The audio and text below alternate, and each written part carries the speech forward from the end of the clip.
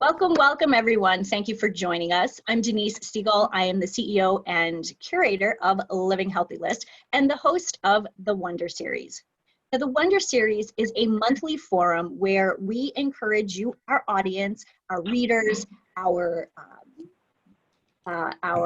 clients, our patients to join us and basically think outside the box.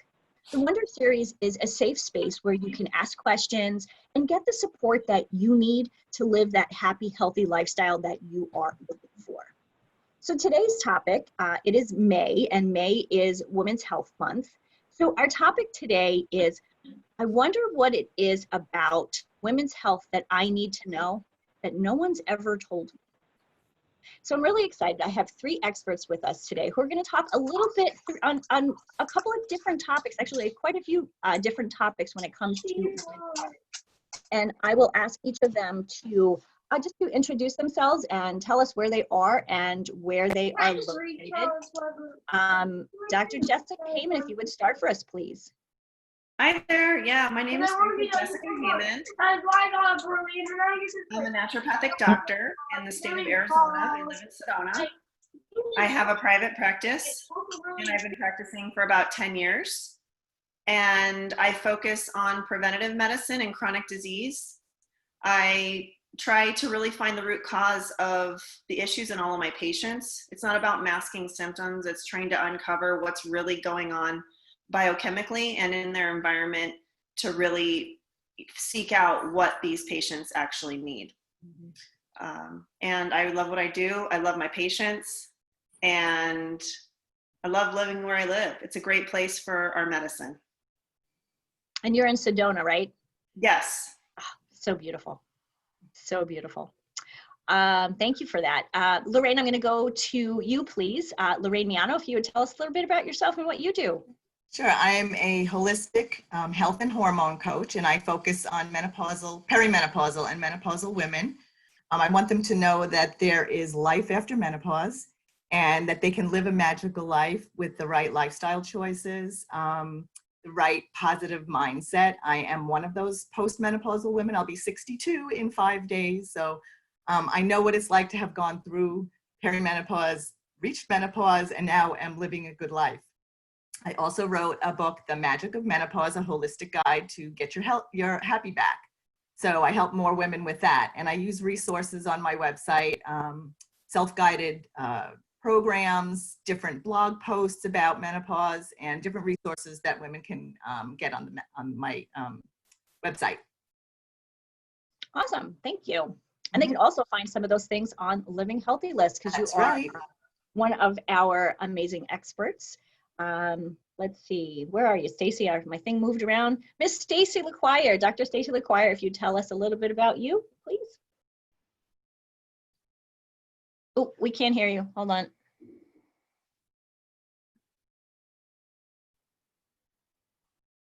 What happened? She's not muted. It's something in her system. Yeah. Because it doesn't show the little mute. No, it doesn't. I just noticed. Okay, let me try that. There we Is go. that better? Yep. Okay, it muted me somehow on this end. Perfect. Well, thank you. Dr. Stacy LaQuire with Vitality Chiropractic.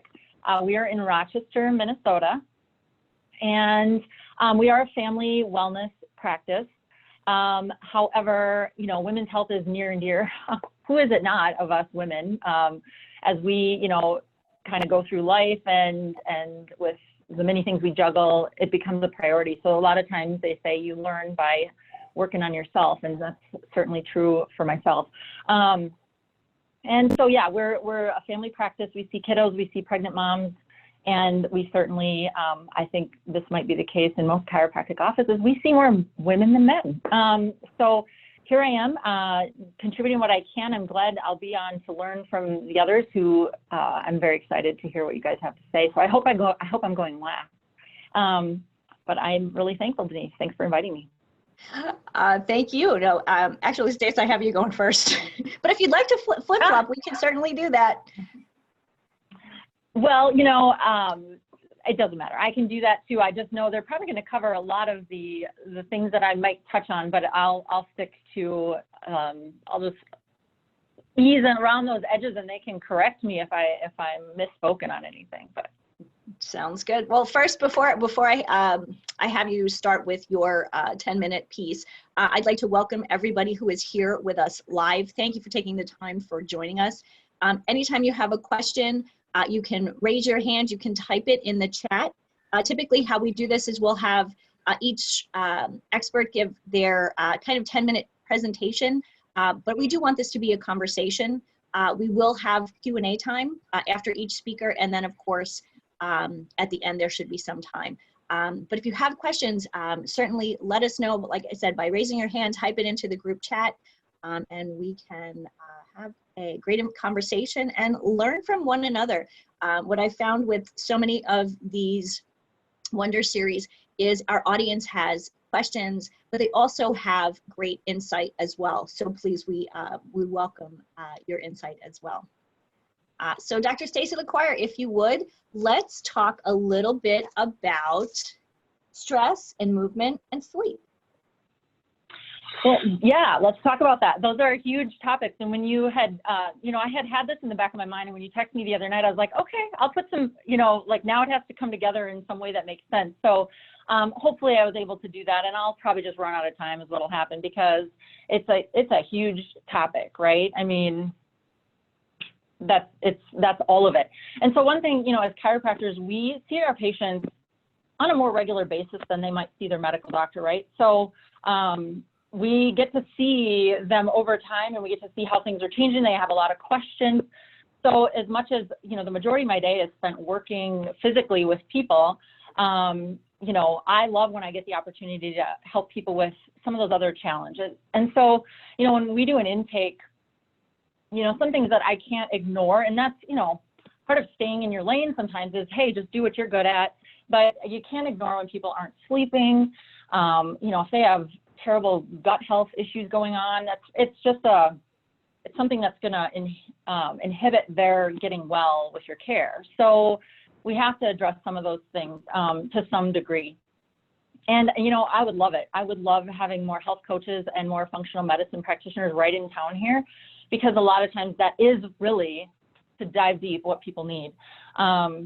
But I can help. We can help. We do help quite a few people with some of those basic life choices. And so that's what I look at is, you know, what do we do on a daily basis? It doesn't have to be super complicated. There's a lot of people who do well with some simple interventions, which is great. And, you know, it's probably the 80-20 rule. 80% of people can do some simple good things with their diet and their sleep and their movement and get really good results. And it's those 20% that get really difficult. So when it comes to, you know, I keep getting muted. I just did that There we by go. mistake, sorry. Oh, okay, that's okay. So, you know, when I thought about which one of these things takes precedence, there's really none of them do, but sleep is really important. So I'm going to start with that. And I made a few notes here, but, you know, we're recommended to get about 7 to 8 hours of sleep a night. And for those of us who sleep well, we just completely take that for granted. But so many people, I was just asking patients this morning, like, hi, how are you sleeping? It's on my mind right now, so let me ask you about that. And a lot of people, otherwise healthy people, have a really hard time with this. So the thing to remember, and again, this may be as far as I get is talking about sleep, but is that we set the stage all day long for sleep, right? It starts in the morning. You know, if you can get sun on your body or your face, or especially your eyes, your eyelids, right away in the morning, you're really helping set that circadian rhythm for the day, which is going to help you at the end of the day go to sleep. You know, the other thing to consider is, do you have a routine for winding down at night? Like, what is your habitual routine? Do you have a cup of tea? Do you read? Do you, you know, flip through your phone right till the last second? You know, and sometimes I'm guilty of that.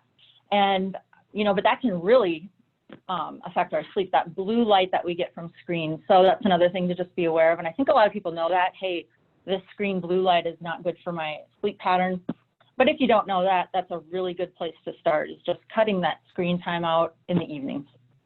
Let's see, you know, we talked about getting that daylight. That's so important. Even 30 minutes of, if it's not in the morning, that's okay. Sometime during the day, getting outside, maybe not having sunglasses on, letting that sunlight do what it does to our brains, which is pretty amazing. All right, so what happens too at night? Caffeine is a big one. I think a lot of people know, hey, I should look at my caffeine intake if I'm not sleeping. It has a really long half-life in our body. So, you know, some of us are more efficient at breaking down caffeine than others. If you're one of those people that doesn't, it could very much be keeping you awake, even if you had it before noon. Sorry, I'm talking really fast here. So at night, what happens is our body goes from, you know, excitatory neurotransmitters that keep us awake and alert, and it needs to downshift, and it needs to break those down. And so some things that happen or that we need, and again, the nutrition experts can touch on this, I'm sure, but, you know, we need B vitamins for that to happen. We need magnesium. And a lot of times when people think sleep issues right away, they're thinking melatonin. And it's really rare. I don't carry that. Although I know people take it all the time. People are telling me they have melatonin. I'm like, you know, I usually start with habits and a little bit of magnesium, especially if people have restless legs or they're having leg cramps. That seems to be kind of magical for people. And so we have, and I always joke about magnesium, it's my favorite. And so we have like 4 different types in the office at any given time. But anyway, we want to break down those neurotransmitters. We want to start to get into that calming state for sleep. So the other thing is looking at, you know, how do you eat right before bed or at night even? And so that's one thing that sometimes people don't think about is, hey, if you load up on a big bowl of popcorn or you have a bowl of ice cream, which is how I grew up, right? I mean, we just, middle of dairy country here, ice cream every night for a snack. Well, I could probably get away with that when I was a kid. May not have been the best choice, but what happens then is when you're sleeping, you're going to have that blood sugar crash, just like you would if you had, you know, a Pop-Tart for breakfast and you at 10 o'clock you're tired. And so when you're sleeping and that blood sugar crash happens, you wake up. Okay, so this is those folks that wake up in the middle of the night, maybe right away their mind is racing, and they're really having a stress response to low blood sugar. So taking a look at that and making sure that you're eating like a complex, healthier carb at night with maybe some fat. Now, I'm not a low-fat person. If you are, fine, but I'm definitely not afraid to put some coconut oil or grass-fed butter on my sweet potato or, you know, whatever it might be. But almond butter, a piece of fruit, those sorts of things. Getting that fat and complex carbs can really help stabilize that blood sugar through the night. This alone is really helpful for a lot of people, just to help them get that sleep. So, you know, and there's other vitamins and minerals that can be deficient if you're having trouble sleeping. There's a huge, and I didn't really know this. I love vitamin D. It's one of my favorites, you know, that and magnesium. But it's, there's a huge study on how vitamin D can cause poor sleep issues. So generally, if you're really low in vitamin D, which a lot of people are, once you get it to a certain level, you should be, you know, that effect goes away a little bit. But if you're really low in vitamin D, that could be affecting your sleep. So those are just a few. Now, one of the things, you know, obviously what I do all day is we adjust people. You know, the way we look at it as wellness chiropractors is, hey, your spine is what keeps you upright and you want it to last as long as you last. So that's sort of our approach. But also, you know, each time you get adjusted, they've shown this is in research, and they look at heart rate variability, which is just a sign of stress, but it shifts you into that growth, healing, and repair part of our nervous system. And so that alone, sometimes people will say, wow, I had the best night of sleep that I've had in a while after they get an adjustment. So, you know, I wouldn't ignore that for sure. And so spinning off of that into kind of that stress response area, you know, we have the brakes and we have the gas pedal in our nervous system, and they generally don't operate at the same time, just like you wouldn't do that in your car at the same time. So if we're in defense mode, which sadly right now, I mean, the news and social media and is leaning us in that direction, right? Like it's kind of pushing us towards that fight or flight response. You know, we want to be able to put the brakes on, and the brakes are your parasympathetic nervous system. As chiropractors, that's our upper cervical area and the sacrum. Favorite areas to work on, especially in someone who's stressed. We might only work in those areas just to shift that for them. So, you know, we've heard about, I mean, many of us have heard about the HPA axis, right? That used to be, we called it adrenal fatigue. We know that that's not necessarily an accurate description, but it's really dysfunction of that that HPA axis. And basically what that does, the HPA axis, is it links our nervous system to our endocrine system.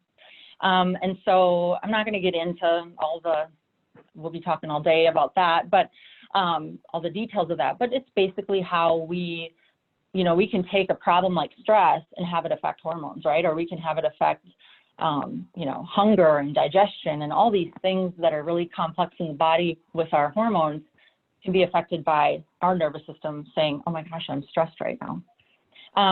And so, talking about things that we can do, and gosh, I wonder how many blog posts there are on stress. We're probably all reading them right now, even like, oh my gosh, what the heck do I do when I'm stuck home with my kids all day, trying to get them on Zoom calls and get them through their schoolwork. But in general, some of the things that we can look at, let me flip through here, are, the things that make the most sense for us, getting enough sleep. So that's where it kind of comes back to those things, getting proper nutrition, getting enough sleep, prayer, meditation. They've kind of shown, and I can thank Luann on here. She's got me in a really good meditation groove right now. But even 5 to 10 minutes of just mindfulness can really help shift us out of stress. We're unique. Other animals don't worry about the future or think about the past, but as humans, we're lucky to be able to do that, I guess, right? But it can cause a lot of undue amounts of stress. And so if we can look at those things, creating good boundaries, hopping off social media, those are all things. Movement, and I'm going to touch on that if I have time. We'll touch on a little bit of movement, and it's not going to be exercises. It's going to be, how to sort of a philosophy of looking at movement. But, those are the types of things we want to be doing, getting good rest, taking good care of ourselves. So movement. I'm like missing a page here, but that's okay. When we look at movement, one of the people I love to, and I'm reading her book right now, and have another one of her books. I don't know if anybody's familiar with Katie Bowman's work. Oh, she's so great.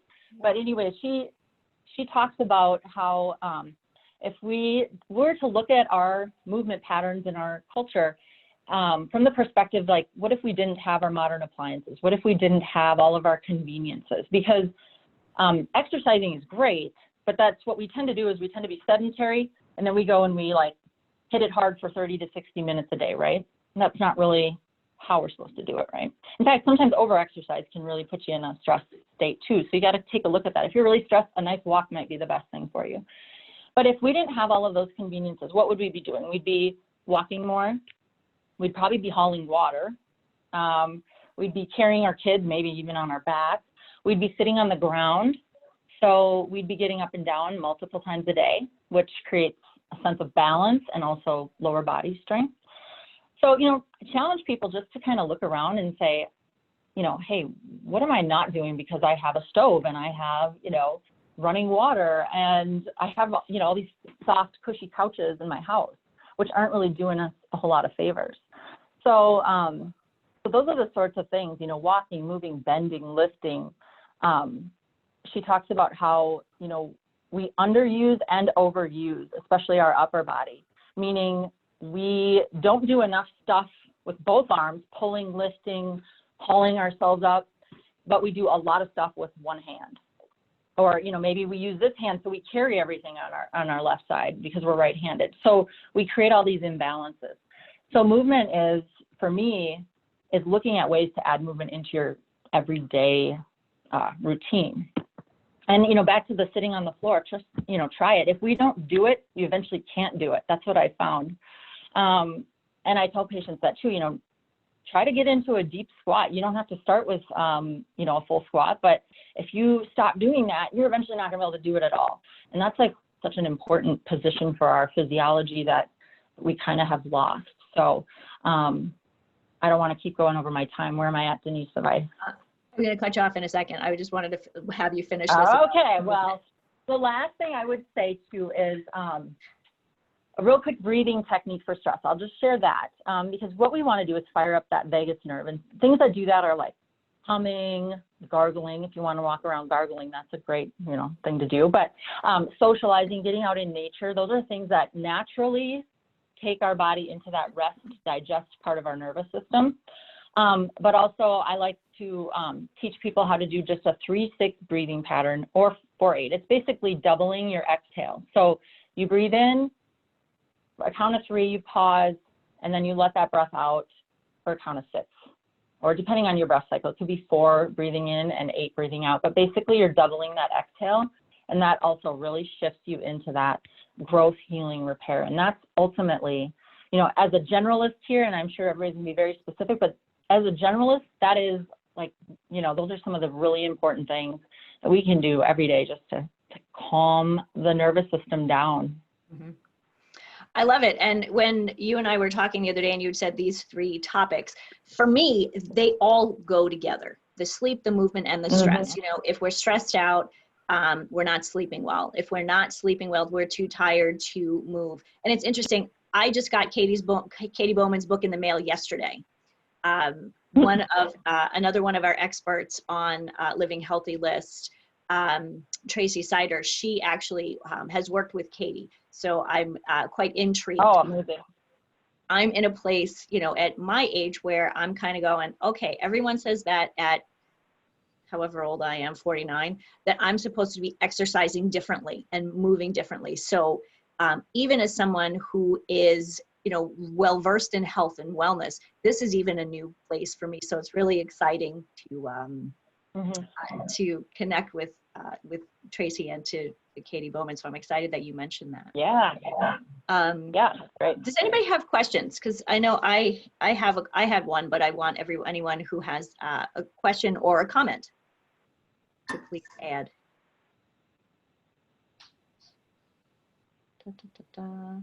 I'll just read this from Letitia. She says, thanks, Stacy. My key takeaway was the information about not eating before bed. I found the stress response to the food resulting in a blood sugar crash. That was actually one of the things that I had not really ever thought about. Like when people, you know, we're always told, you know, don't have a lot of carbs before you go to bed. And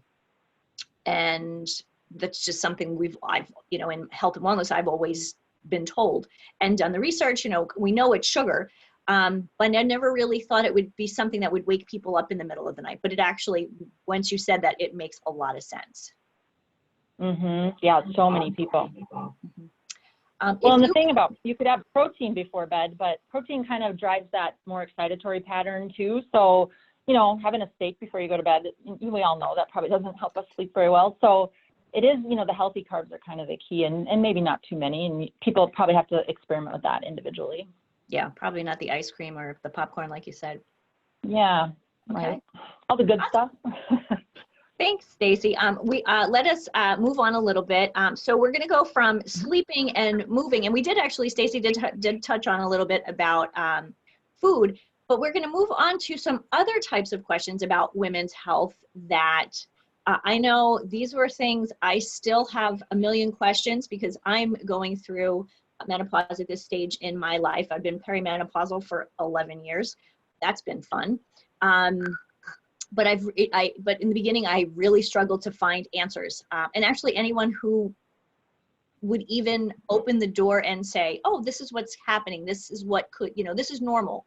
These are things that you can do to help with symptoms, because yes, symptoms are, you know, we know that people get symptoms, but they don't have to be life-changing and horrible. So Lorraine, I'm gonna just have you talk and, you know, tell us, you know, what are the questions about, you know, women's health and perimenopause and menopause that we don't know, but we need to know. Okay. Very recently, just in the last week, and it's still ongoing, I have started a survey, my menopause experience. And I wasn't shocked to discover that 80% of women had no idea about menopause before going into it, anything about it. Probably 87% said that they learned about it on their own through the internet, Google. They said that their doctors were not helpful. Another, probably close to 90% said they did not get the help that they needed from their gynecologist. So I know that there are so many myths and misconceptions that surround menopause because women are not getting the information that they need. And they're fearful. When you see all of the negative media, if you Google menopause, the pictures that come up are women that are like sweating and miserable and whatever. And some of those things, yes, they do happen. And Denise, as you said, it's often our perception that'll determine our experience with menopause. And I want women to be positive going into these years.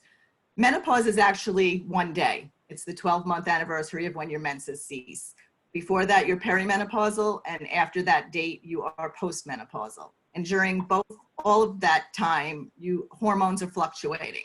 A lot of postmenopausal women think that once they reach that anniversary, that now they're not going to have any symptoms, and they'll tell me, oh, I'm beyond that. And they may not have hot flashes, but they're having the insomnia, they're having the weight gain, they're having the anxiety and depression, and they don't realize that is directly result from their hormone imbalances. And although it's common to have these symptoms, it's not normal. And there are plenty of things that women can do. Specifically, as a health coach, I guide women holistically, but I'm not adverse to hormone replacement because there's so many women that benefit from hormone replacement. I tend to help the women that have maybe a family health history or personal health history that prevents them from doing that, female cancers and other health, autoimmune disease and different things that they may have side effects from taking those hormones. But I want women to know that there is help, there is holistic help, and many of the things that they can try as far as many of the things that Stacy said, easy movement, yoga, Pilates, Tai Chi, things that don't stress your body. A lot of women don't realize that they keep the weight on, and then they realize, well, what am I not doing that could possibly contribute? So some of the things that they do are excessive, like CrossFit, excessive exercise, which puts stress on, especially at this age, 45 and above, puts stress on your body, raises your cortisol levels, and prevents you from losing the weight and keeps your hormones out of balance. Two of the major things that cause the hormone imbalance are stress and sugar. So basically what you are eating, I like to say, keep it simple, sister. It's basically simple exercise, whole foods, eliminate your processed foods, keep the sugar to a minimum, alcohol, caffeine. I know we talked about don't make me give up my wine, but if you want a good night's sleep, sometimes you have to give up the wine and maybe just save it for a glass on the weekends because it does wake you up and it prevents that REM sleep where you're getting that restorative sleep during the evening. Other things that women can do are take adaptogen herbs. So that will help with the stress level, since stress is a big indicator for hormone imbalance. And some of them are ashwagandha, holy basil, which is also called tulsi, and you can get a tea that way. Rhodiola, which is good, an anti-aging herb. Ginseng for your mind and brain function. And maca is a great one, which increases energy and helps with libido and sexual function. And that's a good one for men as well. So maca root. There's another one, which I think was more of an estrogen, phytoestrogen, which is Pueraria mirifica. And if you know Dr. Northrup, she has her own brand of that. I think it's called Amata or something like that. And I've had clients use that with great success as far as preventing hot flashes and that kind of thing. But I would say if you can basically concentrate on your diet, on the exercise that you need, which will then help you get the sleep that you need. And of course, I'm not one of the doctors here, so I take to both of the doctors. I can't prescribe. So what I'm saying is check with your healthcare provider before taking any supplements, especially if you are taking any other medications or hormone replacement. There are other things that can, and I know that Dr. Hyman will probably discuss this, but the toxins in our environment, many of them are xenoestrogens, so they will affect our estrogen balance and may cause estrogen dominance and all the problems that come with that. So I want women to know that although they can do the hormone replacement, even if they are doing hormone replacement, taking some of these steps to help themselves to really get those hormones in balance will help them have a better menopause. Surround yourself with positive people, positive inspirations, because I've been on many of these support group boards for menopause where there's a lot of, can I say, bitching going on, which, yes, we should accept where we are and the symptoms that we're having, but a lot of them are creating a lot of fear and anxiety in other women because of their experience. And I want women to know that everyone is different. Where we are, we can start where we are and take our steps from there to make our experience the best that it can be. It's not inevitable that you'll have hot flashes, a dry vagina, decrease in libido and all that. There's help. And you just need to ask for it. And if you aren't getting it from the doctor that you're going to, then seek out another physician who could possibly help you, or a health coach. Especially, I love functional medicine doctors. I love to refer my clients to them because I know that they'll get to the bottom of what's going on instead of masking the symptoms. I know a lot of women that are getting anti-anxiety meds for hot flashes. So there are plenty of other things that can be done before we have to take those steps.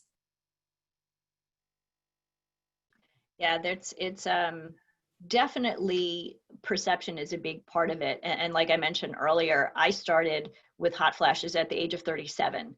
And at that point, had gone to the doctor, to the gynecologist and he was an older man and basically dismissed me and said, oh, at your age, it's just a phase, you'll be fine. I have had clients say the same thing. Grin and bear it. This is what happens at this age. And she left the office crying because she felt there was no help. And so this is the rest of my life. There's help. And actually, the situation that I went through with that at 37, and looking for information on the internet, which was so overwhelming. There was, literally everything from, oh, this is normal to, oh my God, you're dying, and everything in between. Like it just didn't seem like anyone had good, honest, reliable information. And actually, I think that was the seed that was planted about Living Healthy List back when I was 37. And we launched Living Healthy List a year ago because I started to notice more and more that we have some amazing experts in all of the different fields, but it was so hard to kind of sift through all of the information and find the Lorraine Mianos of the world, the Stacey LaQuires, the Jessica Haymans of the world. And really be able to say, hey, I need help. And actually the expert saying, I can help you. Let's have a conversation. It's true. You need to know we are out there. There is support. They don't have to go through this alone. And if they really have that positive mindset, then they'll be successful in what they try. Of course, there's commitment, there's work to be done. There's no magic pill. I wish there were. You have to commit to taking the steps to make yourself feel better and live that life that you really want. You have a third of your life at least ahead of you in your menopause years. You can pursue passions. You may be at a time in your life where you're more financially stable. Your children have left the nest. Then again, there are the women who are in the middle. They're still raising their teenagers and also taking care of their aging parents. And that puts a lot of stress on this age group. So you need to seek out help, therapy. That helps tremendously. If you want to do some of the things that Stacey talked about, breathing, meditation, all of those things to kind of calm your body and really get you mindful about where you are in your health journey. Mm-hmm. There's so many years left ahead of you to pursue all of your passions, really. And I encourage women to embrace these years, not be fearful of them. Menopause is not a disease. It's the natural phase of life.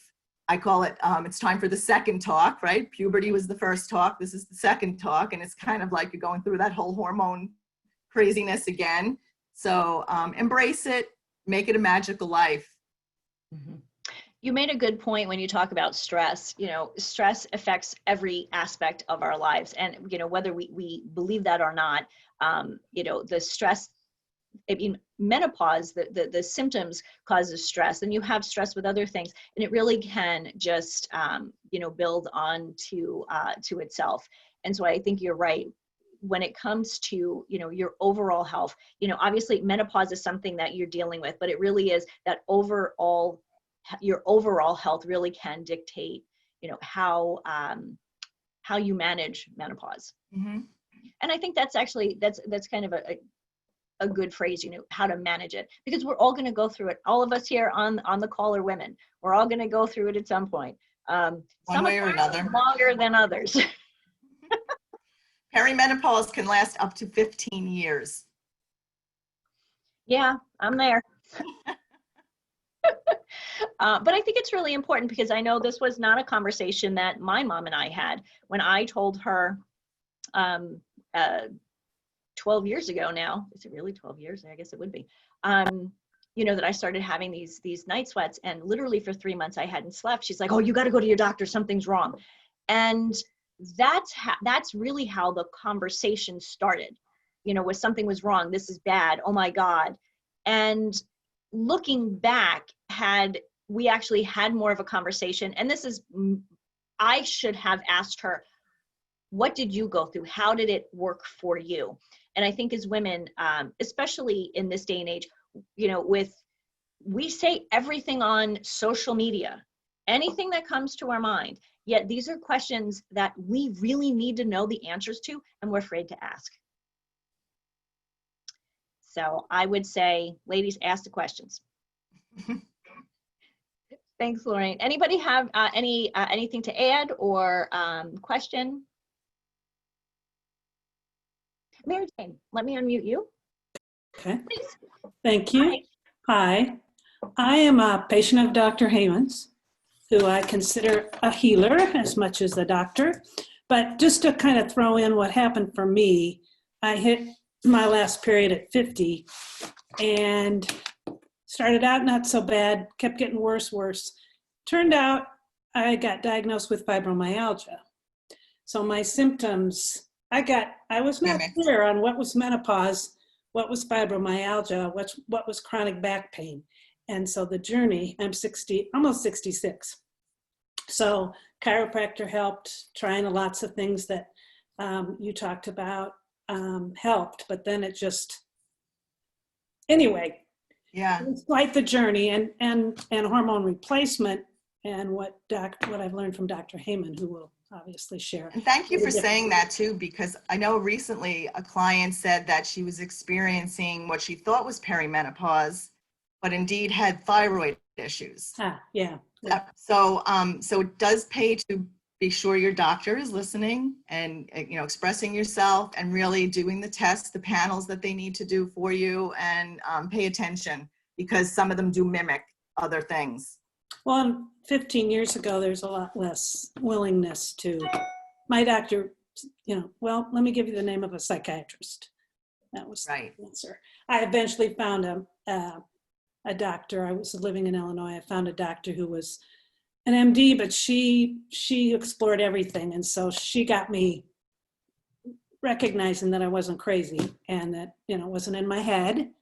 And, Yeah. and then Unfortunately, there's so. still a lot of medical misogyny. Yes. I'm going to write an article about that, because you would think by the 21st century that we would have more of a handle on what's happening with menopause, and that Yeah. they would be teaching about it in medical school than they are. And unfortunately, that's not happening. I think it's getting better. And I think maybe because there are more women possibly going into it, but there needs to be a lot of work done on that. Perimenopause, the term perimenopause only came about in the early 1990s, I believe. So prior to that, it was just basically, you know, take an anxiety, you're having depression, anxiety, whatever, you're crazy. Yeah. You know, nobody had a name for it. Yeah. Now we understand what is happening. And you have to be kind of pushy with the doctor. If I've learned to not settle for, well, that test didn't show anything, and then hang up Right. the phone. And then, okay, now what am I supposed to do? You just, you know, no, there's no next step. There was just, other than you're Right. crazy. So Well, anyway, thank that's goodness my you take. found Jessica. Yeah, yes, exactly. I've been very fortunate. The move to Sedona led me to her, so yeah. That's wonderful. Well, I really appreciate you sharing, Mary Jane, because I think, you know, the more women understand that it's a little different for everybody. And, you know, if you're not feeling right, there's a reason. So I think it's really important for everybody to, you know, to be their own health hero, and, you know, keep searching for the person who's going to listen, who's going to help you get to that next level. And, you know, if one test comes back negative, say, okay, maybe that's not it. Let's try something else. Yeah. Wonderful. Well, Jessica does that for sure. Well, Mary Jane. I'm just gonna, Miss Mary Jane, if you would please introduce Miss Jessica Heyman for us. The healer of Sedona, Jessica Heyman. Lovely. Mary Jane. Mary Jane, we consider in our office Mary Jane to be the star on our Christmas tree. When we have, like, the pyramid Aw. of pumpkins, she's on the star. Oh, that's amazing. Oh, that's great. Mary Jane, thank you for being here then. I appreciate that. So yes, I was going to focus mostly on thyroid, but I think, in terms of what we're discussing, I'm going to bring in the sex hormone aspect as well, because I see a lot of patients in their late 20s to 80s, but a lot of the patients in their 30s, 40s, I work with them because they're typically, just have had children or have had severe, chronic issues. So I like to kind of work with that population of patient to get them kind of set up for menopause. Because what I find is that when women are treated correctly medically, and when proper investigation is done when they're in their 20s, 30s, early 40s, a lot of these menopausal symptoms and signs that women start to experience in that era of life aren't as severe. So I've been doing this 10 years, so I've been able to see some of these transitions, which is really neat. And so my patient population, I look at every single woman that comes into my office, and I look at their sex hormones in a different manner. I look at their thyroid in a different manner. And why I do that is because typically when we're living in this life of toxins and chemicals and body burden and electromagnetics, these forces, outside forces on our body can create so much instability on our hormones. So the food that we eat, the toxins that we put on our skin, the electromagnetics from our computers and our phones and our TVs and all of these things, and the wiring and cell towers and whatnot, these all impact our biochemistry and our health. So it's my job to fully investigate people's living situations, what they're eating, breathing, putting on their skin is what I say. What are you eating, breathing, putting on your skin? What kind of thoughts are going in your mind? Because this is literally what creates the foundation of health. And so when we address all of these environmental aspects, from everything from, being exposed to Roundup. So Roundup is an endocrine disruptor. What's an endocrine disruptor? Endocrine disruptors are what mess up your sex hormones and your thyroid, in addition to creating cancer and other awful chronic diseases. So if a patient is continually eating non-organic foods on a daily basis, specifically those that are the most dirty, which we call the dirty dozen, that is impacting their endocrine function. And a lot of the toxins in our environment spike our estrogen levels. So then you have this imbalance of progesterone to estradiol. And when you have too much estrogen, that's what creates a lot of infertility in our world. And you see the rate of infertility increasing in the United States, and all of these infertility clinics popping up all over the place. And what I do treat a lot of preconception patients. So patients who are looking to conceive that were told by physicians that they can't conceive. You need to get IVF, which is about 30 grand, whatever it is, 20 grand. So, for me, and actually I just got a wonderful call last week from a patient who's in her 30s that said she just got pregnant. She was basically tossed off by the traditional medical community, saying she needed IVF. So, it's all about looking at what is going on in a woman's life, what obstacles to heal need to be removed in order for the body to fully heal and appreciate the biochemistry that's going on in their body. Because more often than not, there's major nutritional deficiencies, there's major gut issues. So a lot of what we call leaky gut or gut permeability issues that impact how we absorb these nutrients from our food. If you're eating food with Roundup, you can best be sure that your gut function is completely compromised. And also another really interesting component is that our gut produces the majority of our serotonin. So the serotonin is our feel-good neurotransmitter. I tell this to all my patients, and only a tiny percent of serotonin is made in the raphe nuclei of the brain. So if your gut function is not optimal, if you're eating foods that's degrading the gut lining and the villi in the small intestine, you are not going to get health. You have to create the foundation for health through the gastrointestinal system and removing obstacles to heal that are toxins in people's environment. Otherwise, you're going to be spinning your tail, just trying to, okay, you're having this symptom, let me throw that at it, or let me throw this at it.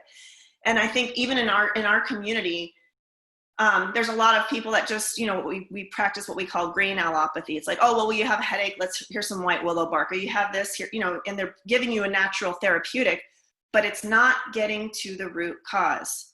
This is root cause medicine, and this is where the traditional medical model has completely failed everybody, the doctors and the patients, because it's a pill for an ill. It's not looking at what we need to do to truly heal the body. So what I see a lot of, because we're exposed to all these endocrine disruptors, plasticizers, solvents, pesticides, herbicides, heavy metals, all of these things in our environment kind of add to what is known as this vessel. Okay, so as this vessel ages, the toxins increase. And as the toxins increase, you see a spillover effect when it gets to the top.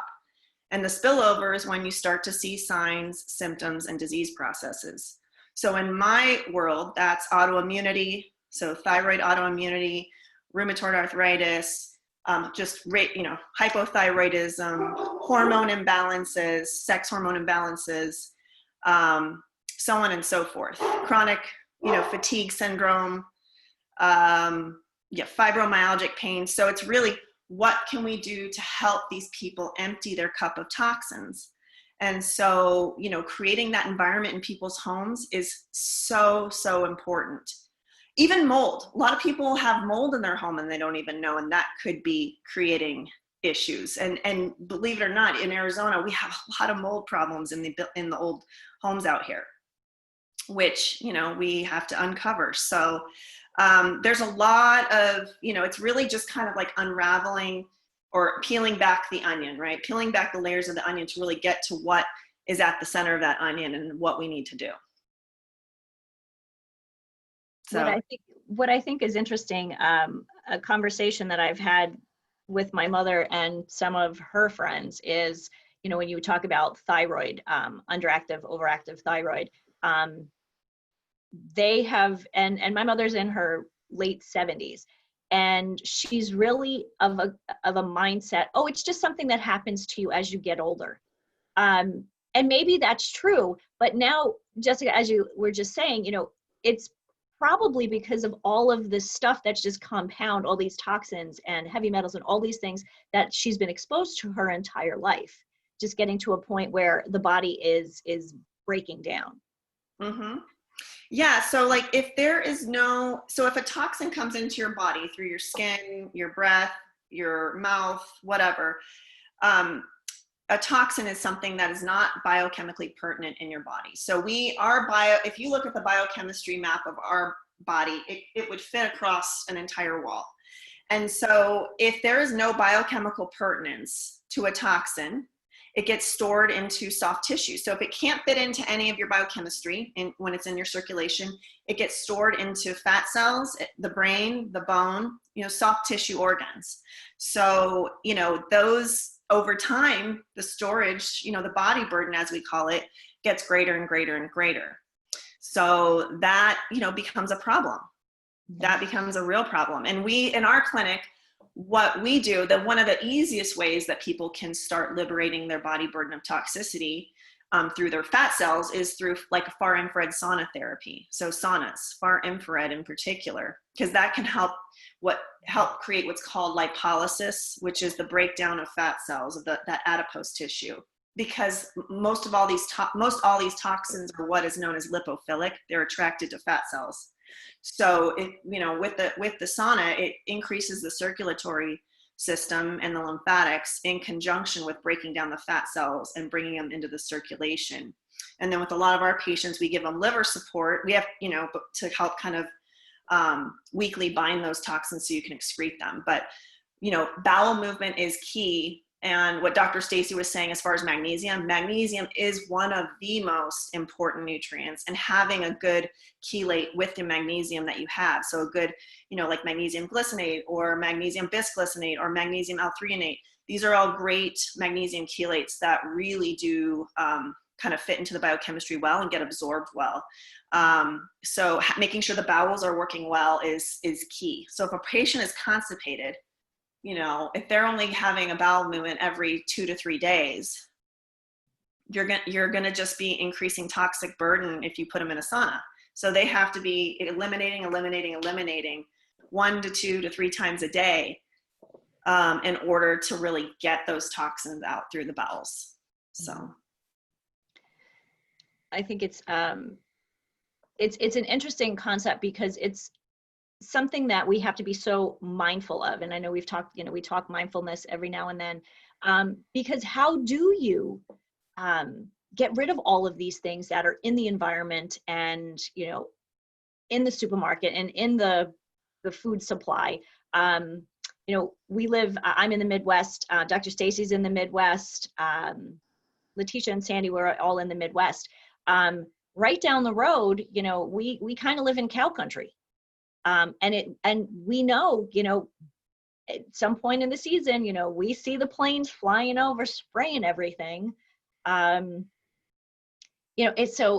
how does one, I guess what is the level? Like if you'd say, where do we start? Well, start with what I tell patients is to go to the Environmental Working Group website, where you can literally look up any body care or cleaning product to look at the level of toxicity found in those products. So at least start in your home, because when you leave your home, there's not a whole lot that you can do other than move to a remote area.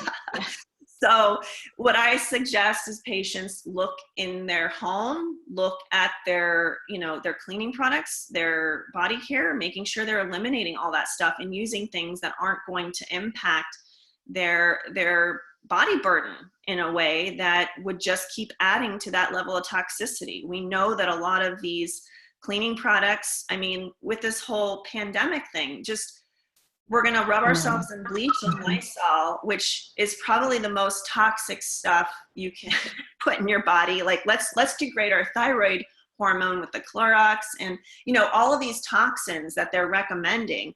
It's like, why don't we just put a little hydrogen peroxide in a squirt bottle and just spray that everywhere? It kills so much, and add some thieves oil to it. And there you go. Or use some, vinegar. It's like, we're trying to improve our immune systems by using more chemicals. And that's not the case.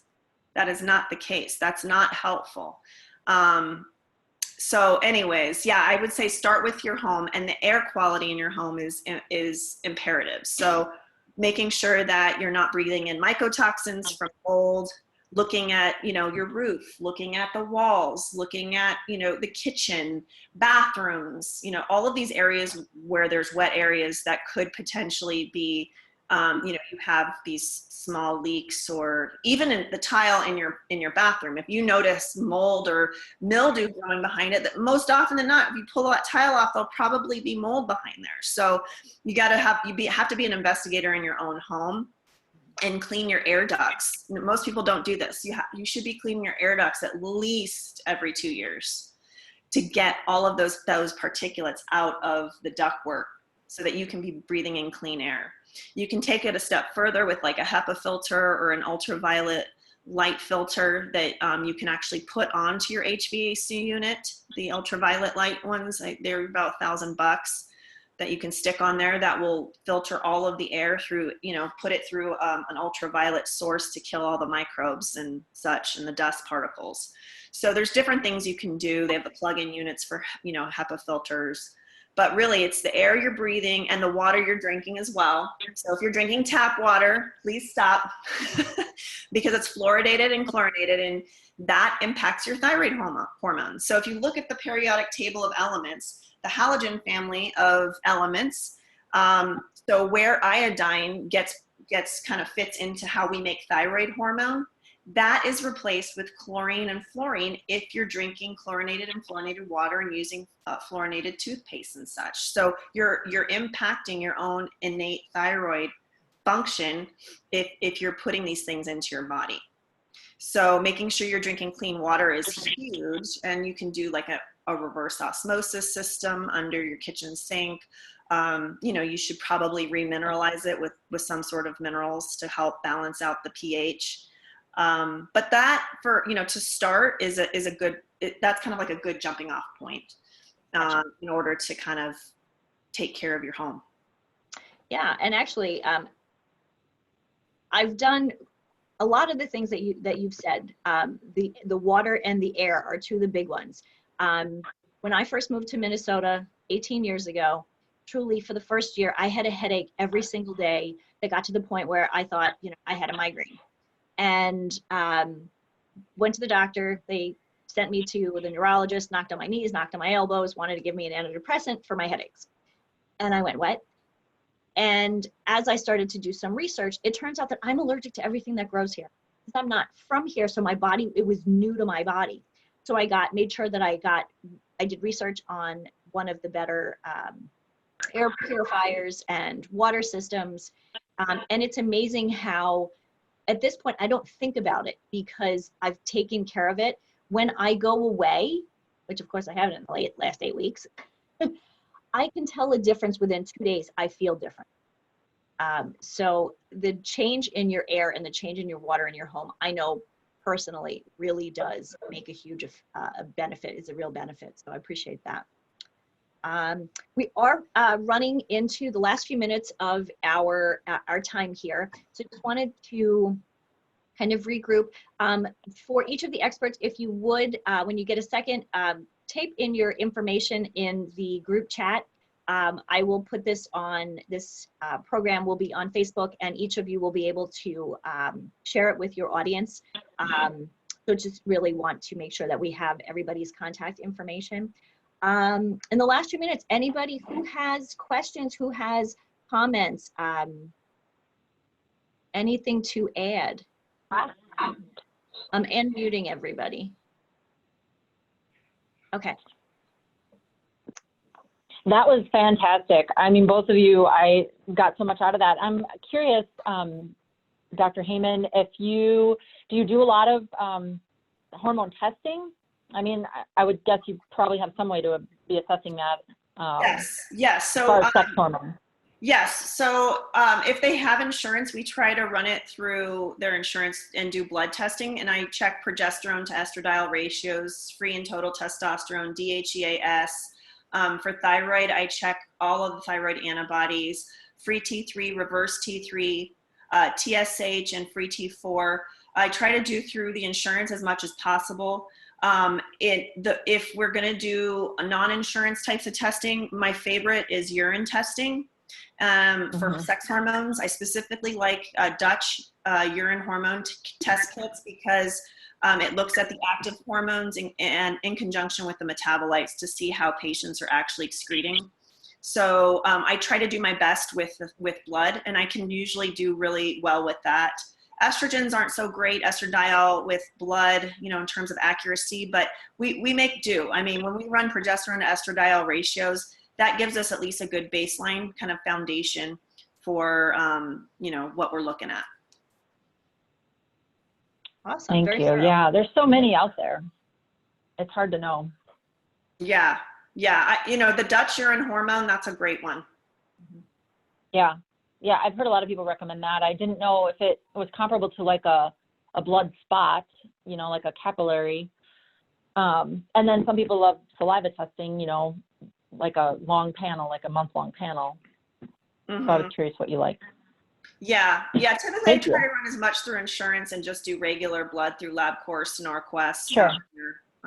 Yeah, we can get great information from that, really. Wow. It's just how you're looking at it with your eyes. This is really interesting. I know we could continue, and that's the beauty of these conversations. We can take these offline. We can, we're here every month to ask questions and answer questions.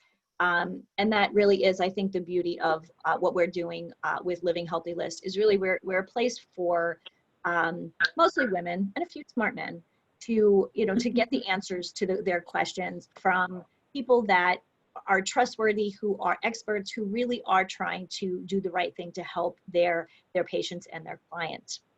So thank you everyone for being with us today. Dr. Jessica, Dr. Stacy, Lorraine, thank you so much.